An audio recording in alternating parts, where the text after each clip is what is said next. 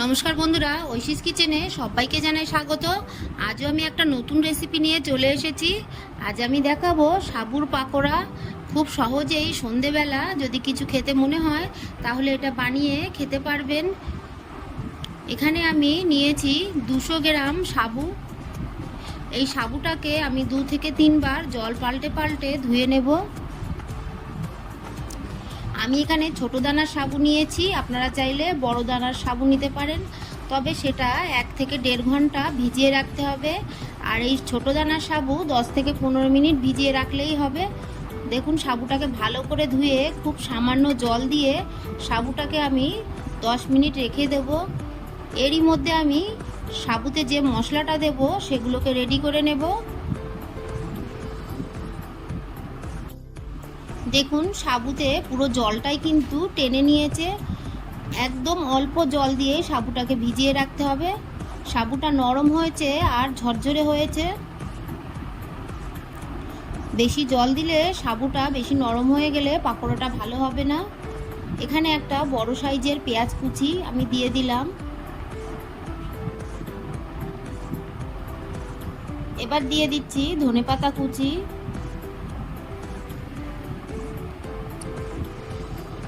দিয়ে দেব কাঁচা লঙ্কা কুচি। দেখুন, এখানে আমি রসুন কুচি দিলাম। 6 থেকে 7টা রসুন আমি কুচি কুচি করে দিলাম। দিয়ে দেব লেবুর রস, একটা পাতিল লেবুর রস আমি পুরোটাই দেব।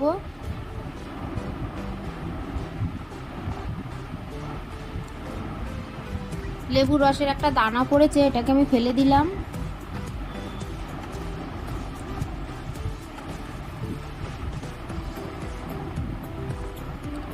লেবু যদি বাড়িতে না থাকে 2 চামচ টক দই দেবেন, টক দই দিলেও খেতে ভালো লাগবে। এবার দিয়ে দিচ্ছি 1/2 ইঞ্চি আদা। আদাটাকে আমি গ্রেট করে দিচ্ছি।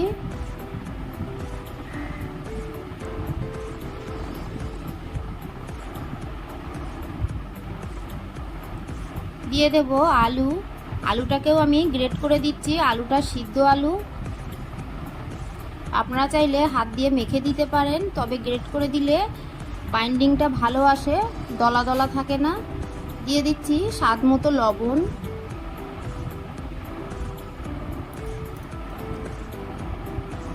এবার দিয়ে দিলাম চিলি ফ্লেক্স, দিয়ে দিলাম 1/2 টিস্পুন ধনে গুঁড়ো, আর দিয়ে দিলাম জিরে গুঁড়ো। জিরেটা শুকনো খোলায় ভেজে নিয়ে আমি গুঁড়ো করে দিলাম।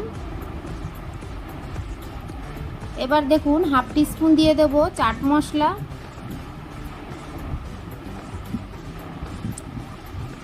দিয়ে দেব বেসন।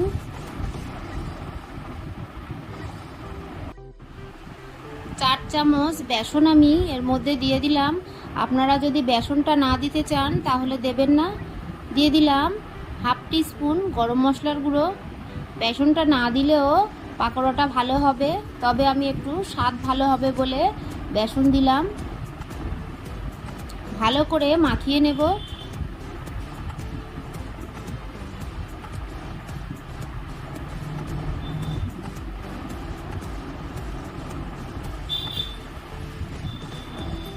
দেখুন, ভালো করে আমি মাখিয়ে নিয়ে 1/2 টিস্পুন সাদা তেল দিলাম, দিয়ে আবারও একটু মাখিয়ে নিলাম।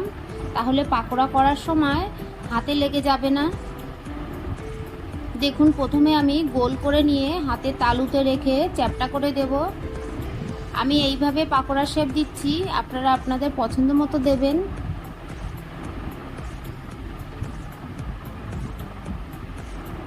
এইভাবে আমি সবগুলো করে নেব।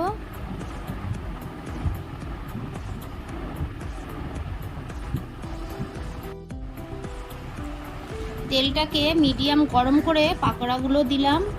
গ্যাসের ফ্লেমটাকে মিডিয়ামে রেখেই পাকোড়াটাকে ভেজে নেব। হাই ফ্লেমে ভাজলে বাইরে থেকে ভাজা হয়ে যাবে, ভেতরে কিন্তু নরম নরম থাকবে, কাঁচা থাকবে।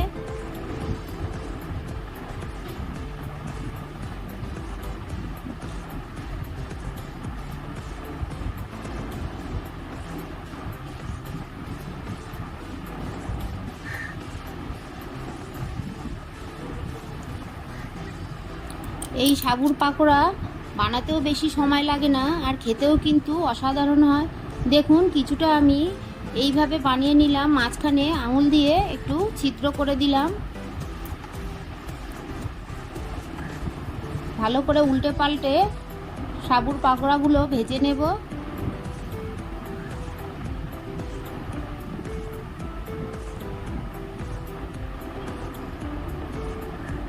পাকোড়াগুলো আমার ভাজা হয়ে গেছে, এবার তুলে নেব।